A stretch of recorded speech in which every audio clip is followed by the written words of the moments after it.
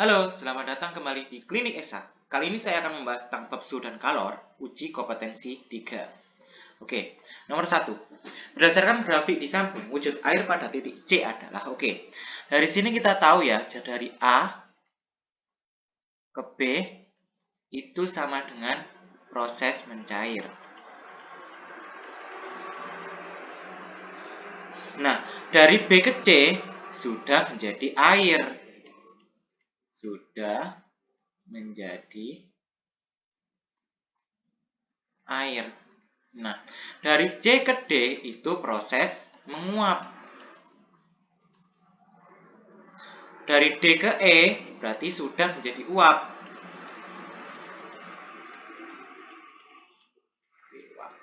Nah, ketika di titik C ini berarti wujud air adalah cair. Nah, nomor 2. Melisa ingin membuat es teh untuk kakaknya. Melisa memasukkan es bermasa 150 gram. Berarti kita ketahui ya, MS sama dengan 150 gram. T-nya berarti 0 derajat Celcius. Oke. Ke dalam 600 gram air teh. Oke, berarti ini M, teh sama dengan 600 gram. Bersuhu 20 derajat Celcius.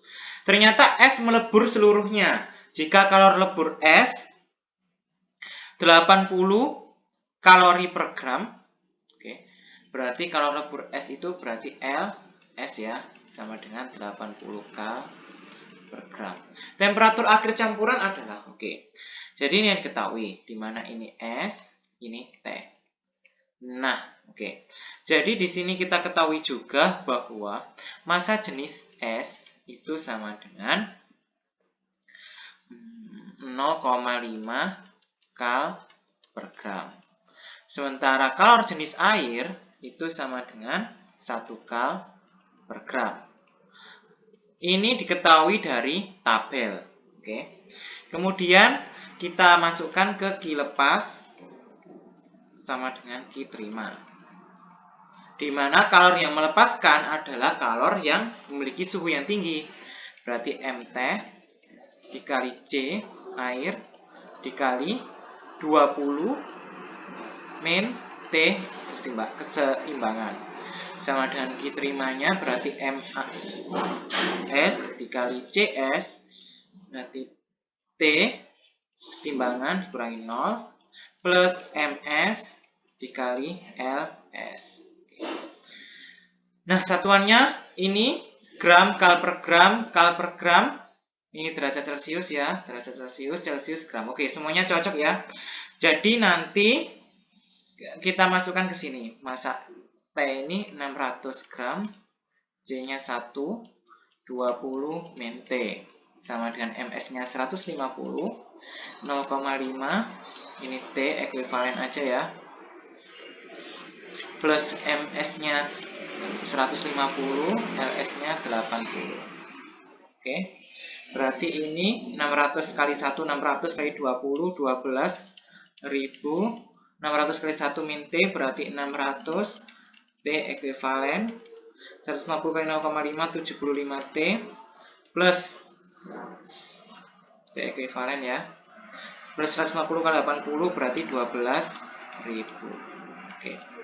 Berarti ini kita pindah ke sana 12.000 dikurangi 12.000 sama dengan 75 T tambah 600 T ekuivalen. 75 tambah 600, 675 T ekuivalen. Ini 0. Berarti T ekuivalen itu sama dengan 0 bagi 675. 0 derajat Celcius. Jawabannya adalah C. Nomor 3. Grafik di samping menunjukkan hubungan antara kenaikan suhu dengan kalori yang diserap oleh 2 kg es. Jika diketahui LS, C air, dan CS dalam bentuk satuan SI semua ya, nilai R dalam grafik tersebut adalah, ini kita proses A, B, C. Jadi proses B ke C. Proses B ke C. Pada proses B ke C, kita menggunakan kalor dengan rumus MS dikali LS. Di mana MS ini berapa? MS-nya 2 kg, LS-nya berarti 2100 Joule per kilogram derajat Celcius. Oke. 2 kali 2100, LS-nya ini 336.000 ya, maaf salah ini. 336.000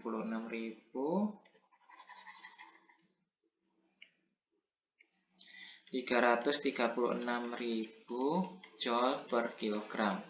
Nah, jadi jawabannya 672.000 Joule. Oke. Nah, sementara Q-nya dari proses B ke C itu 20R min 2000 sama dengan 672.000 Joule. Oke. Jadi R itu sama dengan 672.000 tambah 2000 sama dengan 674.000 Joule. Nah, ini dalam jawaban satuannya harus kal. Kita tahu ya, 1 kal kan 4,2 Joule. 1 kal 4,2 Joule, jadi R-nya itu sama dengan 674.000 dikali 1 kal per 4,2 Joule. Oke, kita coret Joule-nya. Jadi 674.000 bagi 4,2 itu sama dengan 160.476 kalori.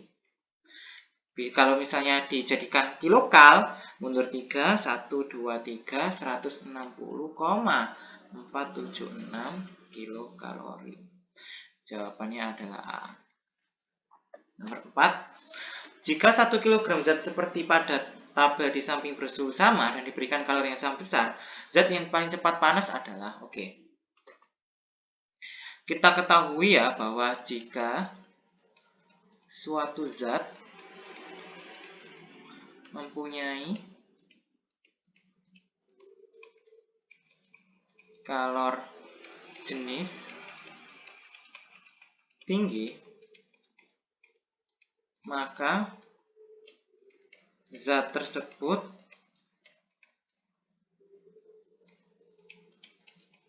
akan lama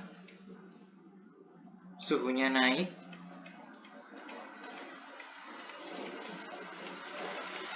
jika dipanaskan. Jadi 125 lebih mudah panas. Lebih mudah panas. Nah, kalau yang baja, yang besi itu lebih lama panasnya. Jadi besi ini untuk mencapai suhu, misalnya besi mencapai suhu 100 derajat Celcius itu waktunya misal 25 menit. Kalau raksa mencapai 100 derajat Celcius, dia hanya butuh 5 menit. Oke. Ini hanya perumpamaan ya. Jadi, kenapa raksa membutuhkan waktu yang lebih cepat? Karena raksa itu menyerap kalor lebih kecil.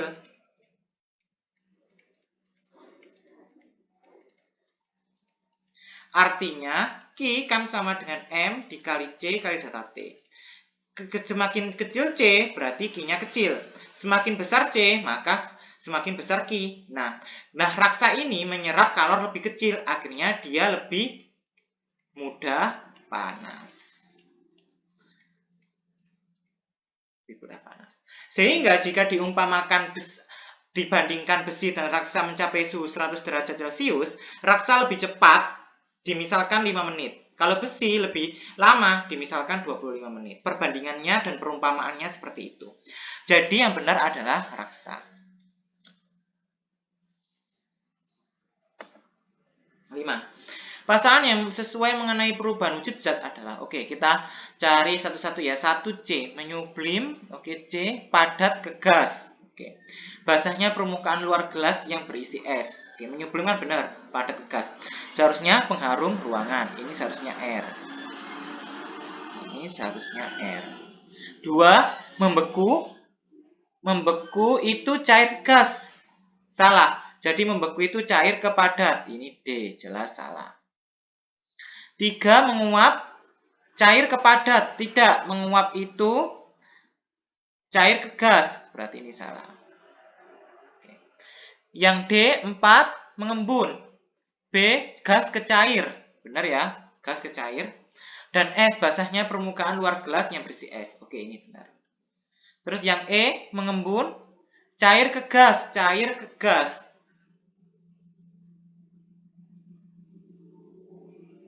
Oh, ini sorry, salah ya. Jadi mengembun itu yang benar itu, oh ya, cair ke gas, sorry. E sama dengan P4, cair ke gas berarti ini menguap. Seharusnya gas ke cair. Seharusnya ini B. Oke, benar, berarti jawaban yang benar adalah D. Jadi definisi mengembun itu gas ke cair, terus C, S. Oke. Kalau menguap itu cair ke gas, menguap seperti cair ke gas. Oke, nggak ada ini. Membeku berarti cair ke padat, D, seperti S. Oke, ini P. Menyublim itu padat ke gas, contohnya R. Oke, jawaban yang benar adalah D. Nomor 6.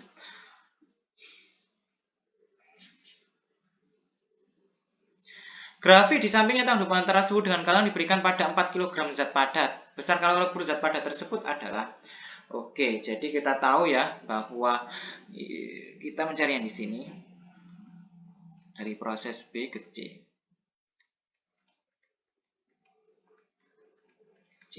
Membutuhkan Q sama dengan M dikali LS. Masanya 4 kg dikali LS. Itu yang kita cari. Q-nya berarti 9000 dikurangi 1000. Berarti 8000 sama dengan 4 kg kali LS. Nah, kalau lebur S itu sama dengan 8000 dibagi 4.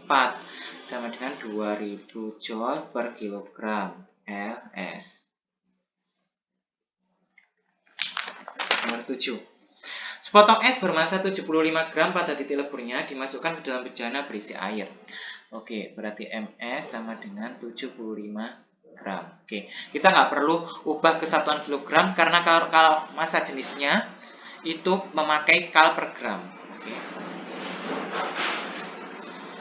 Kemudian ke titik leburnya dimasukkan ke dalam bejana berisi air, air. Itu 150 gram. Bersuhu 100 derajat Celcius. Oke.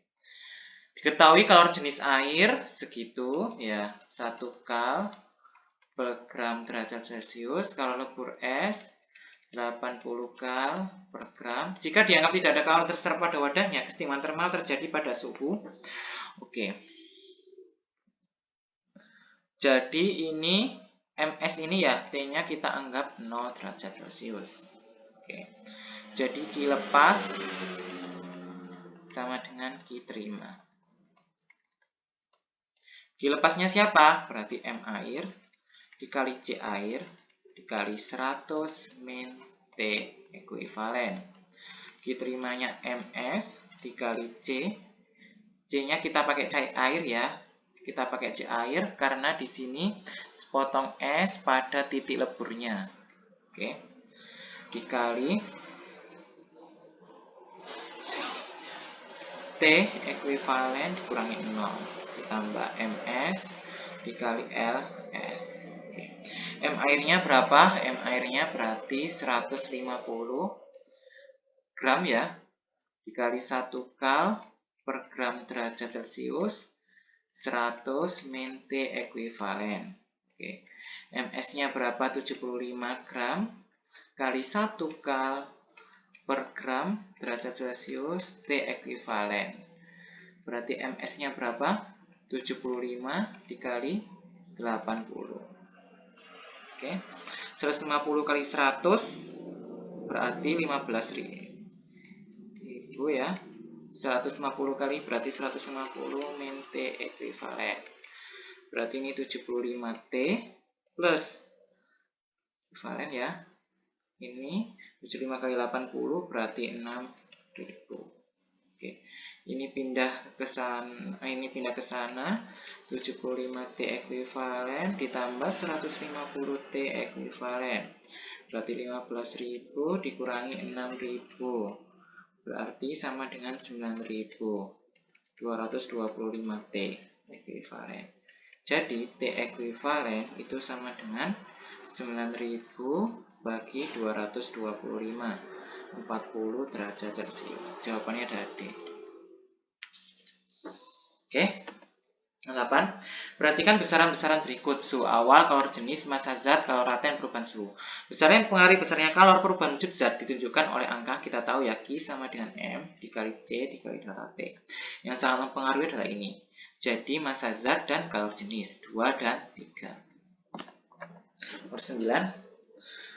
Filamen pemanas listrik dengan hambatan 48 ohm, berarti kita tahu ya, berarti R itu sama dengan 48 ohm. Dan tegangan operasi 240 volt. Oke, berarti V-nya 240 volt. Kita ketahui ya, dalam listrik itu ada 3 komponen. Berarti R, F, dan I. Itu apa? Itu adalah arus. Ini tegangan. Ini hambatan. Nah, kita cari nih I-nya. I-nya dari rumus mana? I sama dengan F per R. Berarti 240 bagi 48 sama dengan 5 ampere. Oke. Diketahui kalor jenis air digunakan untuk memanaskan 100 kg air. N air sama dengan 100 kg. Ketahui kalor jenis air sama dengan, berarti C air sama dengan 4.200 Joule per kilogram derajat Celcius. Waktu dibutuhkan untuk menaikkan suhu air, berarti delta T-nya berapa? 60 dikurangi 40 sama dengan 20 derajat Celcius. Waktu, berarti kita mencari T ya. Oke. Kita tahu ya bahwa Q itu sama dengan R listrik. Karena mereka sama-sama satuannya Joule.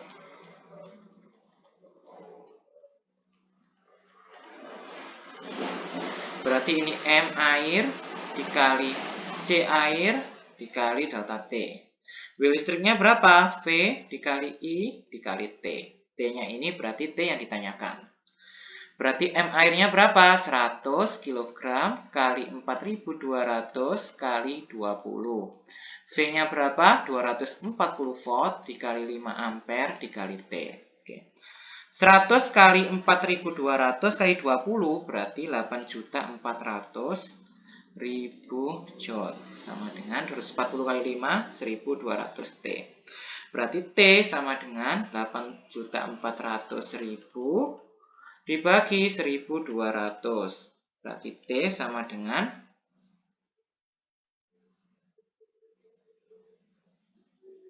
T-nya berapa? 8.400.000 bagi 1.200. Berarti ini kita coret ya. Coret. Berarti 84.000 bagi 12. Berarti T-nya itu sama dengan 7.000 second. Jawabannya adalah B.